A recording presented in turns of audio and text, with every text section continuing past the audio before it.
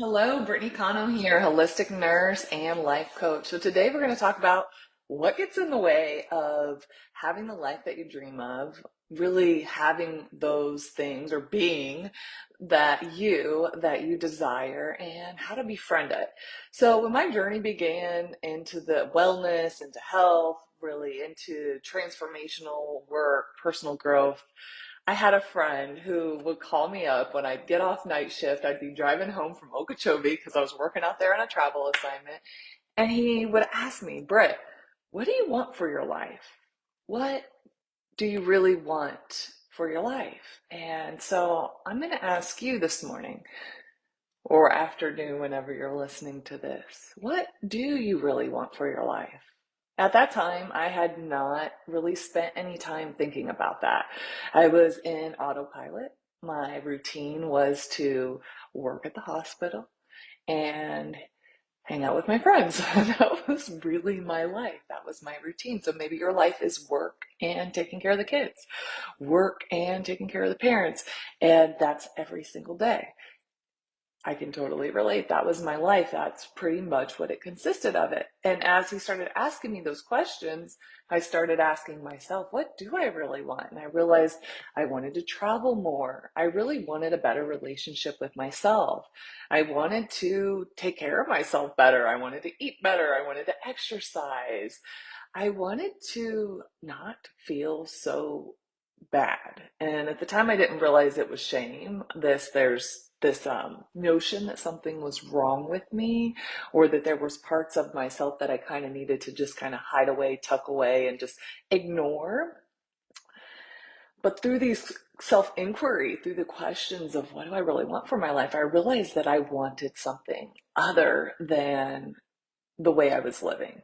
And it really just opened up so much potential in my life. And so I followed those step by step, right? The breadcrumb. I followed the breadcrumb, and then eventually it led to a whole big old cake and feast and all of that. So what I share with you on these lives is something that's really near and dear to my heart. When I got involved in coaching, gosh, 12 years ago, 12 years ago in May, my life changed for the better in so many ways. And not that there was anything wrong with me before. And I think that's something that we have to be really cognizant of is we can be like, oh, the next best version of myself, the better version of me. And it's not that where I am now that I'm any better than I was then. So I just like to make that clear that the version of you now that maybe is more active, has more money, is in a happy relationship, has the job that she always dreamed of, is not better than the you that was struggling, right? These are all parts of ourselves. And so we really want to make sure that we befriend and honor and respect all parts of our journey, right? Because they're all in the world of coaching, they're all actually neutral, but they're also part of us, right? And in that place of an opportunity to bring compassion and acceptance and unconditional love to all parts of us. So, what does get in the way of what we truly desire? We've talked about this before, and we're going to do a deeper dive. One of the things is really the limiting beliefs. And sometimes they're so sneaky. They seem so true. We don't even question them. That's just the way it is. That's just the way I am. That's just the way the world operates because we see our reality, we experience our reality through these filters, right? Through these belief systems that some of them are our own, but many of them have been passed down generationally. They've been taught to us through school, through work. And so there's some that are not working for us anymore. So I want you to take a moment and just look at your life. Are there any areas where there feel like there's like some resistance, where there is things aren't working? Maybe you're frustrated. That's one of my go-tos when I know things are off. I'm frustrated and I'm annoyed. Or maybe you're sad or you're angry. And again, these emotions are not bad emotions, but they give us information. I love that saying that emotions, they're information, but they don't have to be, they're indicators, but they don't have to be dictators. They're indicating something. And so looking at your life, an area that maybe doesn't feel like it's working. And today we're going to go ahead and pick a kind of general one of I can't be consistent. I'm not consistent. That is something that many of my clients, when we first start working together, they say, I'm not consistent. And so let's just take that that's your thought. I'm not consistent. How does that show up in your day to day? Maybe you're inconsistent with showing up on time. Maybe you're inconsistent with how you feel about yourself. You know, we're going to have some ebbs and flows in life. That's inevitable. But maybe sometimes you're like, I'm on top of the world. I love myself. Like, I'm amazing. And then other times you feel like, man, I suck, right? So again, inconsistency there. Maybe it shows up in you start a routine, you start off all gun ho. I'm going to eat super healthy. I'm going to exercise. I'm going to take my breaks at work. I'm going to get help with my parents. If you're taking care of them, I'm going to get help, get some additional support with my children. Start off like, yes, yes, yes. And then by the end of the week, that's all gone to the wayside. So what's happened for a lot of us is over time, we've had a lot of times that we've said we were going to do something and we didn't do it. And so it can create this thought work of, I'm inconsistent. But then we continue to believe that and we continue to act as if that is true. So I'm here to encourage you to start to explore what are these limiting thoughts that are showing up and how do we start to befriend them? Because here's the thing, the I'm inconsistent, it's just that part of the brain that's wired for survival that does really believe that it's easier for you not to make changes, not to start to exercise and stay consistent with that, not to start to say, hey, no, I can't do that tonight. I'm sorry. Blank, period. Right? There's the other part of us, maybe the people pleaser part that's like, oh, okay, yes, I'll do it. I'll do it. You need me? I'm there. Even though truly, genuinely, authentically, we really don't want to. There's a part of us that's wired for survival that learned this at a very young age that if we say yes, if we're there at the beck and call, if we can like help make other people happy, then we're safe, we're valuable, we matter, everything's okay, the boat's not rocking. And so this part of us that we're talking about befriending today is just wired for survival. Plain and simple. So we want to not try to get rid of any parts of ourselves. We really want to start to bring curiosity, bring kindness, appreciation, befriend, and also show ourselves that it is okay to start to show up regularly. And one of the things that is really instrumental in the work that I do is supporting the nervous system. So our nervous system, just think of it like the computer, this is a really general statement, like the computer programming in our system, sending all the messages, really again, wired to keep us safe. There's a part of us that helps us take action and fight if we need to, perform, execute. And then there's a part of us that helps us heal, all the organs and everything function and communicate, helps us rest, digest, procreate. And so we want to have balance and harmony in there. But what can happen is we're stuck in survival mode. And that was my case actually. During the pandemic, I realized, oh, I've been really, in a lot of ways, turned the on switch of survival mode, right? That was my programming. And as a result, things were harder.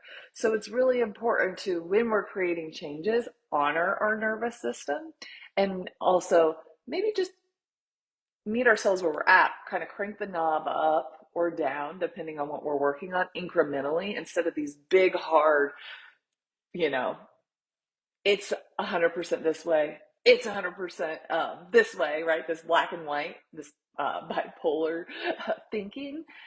Where can we kind of meet ourselves where we're at and then grow from there? So hopefully that's making sense. I'll give you an example. So let's say you want to be consistent with taking your lunch breaks or making sure that you just have a little bit of space throughout your day to take care of yourself, right? Because you've been working hard all day long, you're taking care of everybody else. Then when you get home, job two starts. So with consistency, you might want to say initially your go-to might be that I'm going to go ahead, I'm going to take my full lunch break. I'm going to take 15 minutes in the morning. I'm going to take 15 minutes in the afternoon. I'm going to get up at 5 a.m. I'm going to work out. When I get off work, I'm going to take 15 minutes into a meditation. I'm going to have all my lunches packed. Now, hear me out. This is not impossible. This can totally be done. But for many of us, this is going to be, even though these are all things that are going to support us, it's going to be a shock to the system. It's going to be a shock to the nervous system, and such a huge change that our nervous system is going to pump the brakes. It's going to want to resist. It's not going to be on board with this. It's going to feel like a threat, even though this is good for us. So this is part of the reason why we start off all, yes, I'm going to make these changes. And then it becomes so hard because our nervous system is just like trying to stall. So it's important to understand that, oh, that's the part of my brain, that's the part of my body that's wired for survival. Let me show it with kindness, with gradually making these changes. Sometimes we need to make changes quick though, so that's a whole other conversation. But how can I do this in a way that feels nourishing, that feels supportive?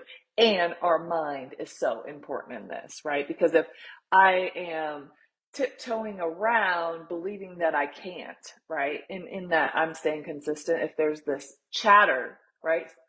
Look, 95% of our brain functioning is subconscious. That means only 5% we're aware of. So there's so much that we're not even aware of. If that 95% and maybe 1% is like tiptoeing back there, it's like, you can't do it. Yeah, I didn't do it last time. You always say you're going to do something, but you don't follow through, right? And you might not even be aware of this. You probably aren't aware of this, but it's showing up in your results. It's showing up in when you look at your life. I lost where I was going with this. We want to be curious about that. We want to honor that part of us, and we want to just start to befriend this part of us that's showing up. And with our thoughts, that's what I was going with, that is start to create thoughts, start to focus our energy on thoughts that are going to empower us, that are going to help us stay consistent, and getting on board with that, right? And believing in those. So I'm going to go through some things here that I have notes on. So the first one is starting to rewrite our beliefs, right? And we're going to start with the one we've been using so far, and that's, I am consistent, or I'm open. I am consistent with some things. This is something I always, my clients that say, I'm not consistent. I'm like, well, do you brush your teeth every day? Yes, I do. Okay. Do you drink some water? Yes. Do you take care of your kids if you have little kids, or do you go to your work job? Yes. Okay. Do you put gas in your car? Yes. Okay, so you see what I'm saying here? We are also consistent, but we might have that stronger programming of, I'm not consistent. So we want to start to look for ways. We want to start to challenge these limiting beliefs, looking for evidence that what it is that we're desiring, what it is that we're calling into our life, that also is true, right? That there is space for both of them, but also, what are we going to give our attention to? What are we going to choose to live from? Are we going to choose to live from that place of, I'm inconsistent? Or are we going to start to really build up that belief, build up that identity? The last video was on identity. That, no, actually, I am consistent. I'm consistent in so many things. And then start to live life from there. Because when we show up consistently for ourselves, and we show up consistently for those that we love, we show up consistently for what matters most to us, we're connected to life, we're connected to our purpose, our life really starts to flourish in a lot of ways. Also, listen, we need to start to notice our patterns and get to know ourselves. And again, from that place of friendliness, from that place of, oh, okay, that's so interesting that my brain is telling me today that there is no way you can get out there and fill in the blank. There is no way you can get out of bed and go to the gym. There is no way you can decide not to be friends with those people anymore. Like, the brain is going to tell you, this is the most terrifying thing in the world. This will kill you. Maybe not in those exact words, but it might feel like that. And so for us, start to notice those patterns and start to show ourselves, hey, to all that part of us, I understand your concern that you want to keep me safe, and it's okay. I've got this. We're going to be fine. We're going to be safe. We're going to go to the gym and we're going to live to tell. We're going to decide not to hang out with those people anymore and we're going to be just fine. So it's practice over and over and over. And it's exercising that muscle of befriending those parts of ourselves, being aware when it's that part of us that's trying to keep us safe, and then also incorporating alongside of all this, really prioritizing our well-being, really taking care of our nervous system, making sure that we're not just living from that survival mode. And if we are, there's no shame in it. I know I felt a lot of shame that I was in survival mode, which is kind of crazy, right? Because again, it's humanness. It's our humanness just trying to keep us safe. And I really think that a majority of us are walking around in survival mode, and it's just harder to do life there. And so how do we start to support our nervous system? Our beliefs, our thoughts, our mind is really huge in that. I can tell you that because right now I'm in a program. I'm doing a coaching program right now, and I have been doing this same process I'm sharing with you. And the shift that I've had in my mind around some things has created such a sense of like ease and flow in my body. So the mind, right? Because if I'm thinking, oh my gosh, everything's going to fall apart, things aren't going to go well today, I'm not doing what I'm supposed to be doing, things should be better, right? There's a tension, there's an anxiety that comes with that. Versus if I really start to believe, right, that, oh no, things are okay. There's a lot that's in my control and there's a lot that's out of my control. But right here is the only moment that I need to focus on. And right now, I'm safe. The breath, if you work with me, you know how just passionate I am about the breath. Because when we're anxious, when we're stressed, when we're angry, when we're scared, when we're in survival mode, our breath is shallow. It's this upper chest breathing. We want to make sure we're taking those nice, full, deep, expansive breaths, really creating that flow in our body, regulating the nervous system. So we want the inhale to allow the belly and the chest to really expand. We relax the shoulders, and we want our exhales to be slow and steady. So even if you take some deep breaths right now, you'll probably notice like a shift in your body, a shift in your nervous system. And then all the other things, right? The basics, making sure we're eating, making sure we're sleeping, getting sunlight, that we're surrounded by people who care about us and that we care about, that we're moving our bodies, that we're reducing or eliminating toxins in our life, whether it's from chemicals we're putting on our body or in our body, uh, alcohol, drugs, those kinds of things. And meditation, doing things that you love, doing those things that expand your window of tolerance, that expand your flow state. Um, Music can be one, getting out in nature if you like animals. So those kinds of things also are really important in creating the space, creating the environment within us so that we can befriend that survival part of us, and also the part of us that might just be a rogue, out of control, right? Like I've done a talk recently about the different parts of us. So if you're like, what's she talking about these parts? Go ahead and watch that video. And so that we can really live the life that we truly desire. And there's a certain amount of space that needs to be created for us to start to have access to what is it that I truly desire?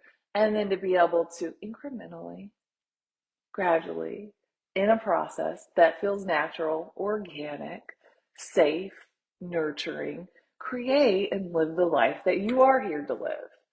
Because you do have dreams, you do have hopes, and sometimes we just get so caught up on that hamster wheel, like I talked about in the beginning of this, that we lose sight of them. We forget what really matters. We forget who we really truly are. And if that is kind of ringing true, you might even think, what did I love when I was a kid? What did I used to really just enjoy? And of course, that shifts with time, with life experience, but getting back to that spark, right? You do have that spark in you, and just to really start to ignite that spark. All right. Have a great day. Please drop a line below if you have any questions, comments. Would love to hear from you what you desire for your life. It's really cool to share that too. There's a lot of power in sharing what you desire for your life. And then also in a friend group or family group, if you feel that there's that safety there, right? Share maybe some things you've been struggling with. That part of you that we're talking about befriending, maybe that part of you that's been limiting you, holding you back, that really deeply important and deeply wired for safety part of you that's like, nope, you're not consistent. Nope, we're way too busy. Nope, we don't have time for that. Nope, we don't know how. Nope, we can't do it. Nope, we don't even want to do it. We don't even care. That part of you, talking about that with other people that are a safe friend group can be just so therapeutic because then first of all you realize, oh, I'm not alone. And then it also takes the power off of it. Then you realize like, oh, all that is a thought, and we can shift our thoughts. That's it. All right. Thank you so much. I'll talk to y'all soon. Bye.